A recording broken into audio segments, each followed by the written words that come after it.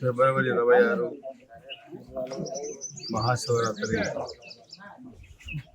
పర్వదినాన్ని పురస్కరించుకొని పల్నాడులో ప్రసిద్ధ శైవక్షేత్రం దైవ అమరలింగేశ్వర స్వామి దేవస్థానంలో ఏర్పాట్ల గురించి ఈరోజు ఇక్కడికి రావడం జరిగింది. 2016 పుష్కరాలప్పుడు చేసిన పనులు, తెలుగుదేశం హయాంలో చేసిన పనులు తప్పితే గత 5 సంవత్సరాల వైసీపీ ప్రభుత్వ హయాంలో ఈ టెంపుల్ అభివృద్ధికి ఎక్కడ కూడా ఒక రూపాయి కూడా వెచ్చించలేదు.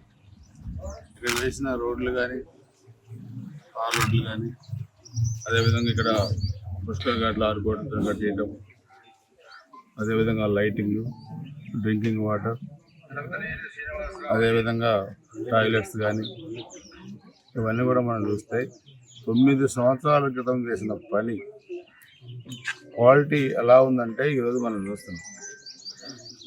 రోడ్డు కానీ, ఇక్కడ టైల్స్ కానీ ఒక్కటి కూడా ఎక్కడ కూడా డ్యామేజ్ కాదు. అది తెలుగుదేశం ప్రభుత్వం హయాంలో చేసిన పనికి, నాణ్యతకి ఉదాహరణ. గత 5 సంవత్సరాల్లో కనీసం ఫెస్టివల్స్ వచ్చినప్పుడు కానీ, లేకపోతే ఎప్పుడన్నా వాళ్ళు వచ్చి భక్తులకి ఏ సౌకర్యం చేయాలి అనే దాని మీద కనీసం రివ్యూ పెట్టి అధికారులతో మాట్లాడి ప్రభుత్వం నుంచి నిధులు తీసుకొచ్చి ఎక్కడ కూడా స్టేషన్ దాఖలాలు లేవు.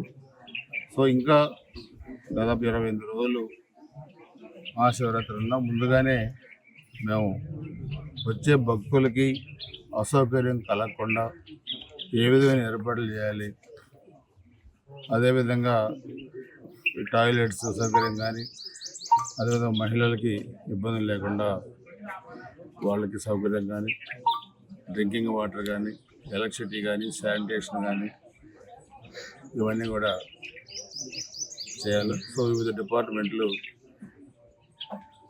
ఈరోజు అందరూ కూడా ఆర్డీఓ గారి సమక్షంలో వాళ్ళు సమావేశం అవుతున్నారు.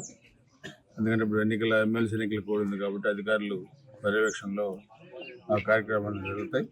ప్రభుత్వం నుంచి రావాల్సిన నిధులు కూడా ఎంత మేరకు అవసరమవుతాయో అంత మేర మరలా తీసుకురావడం జరుగుతుంది.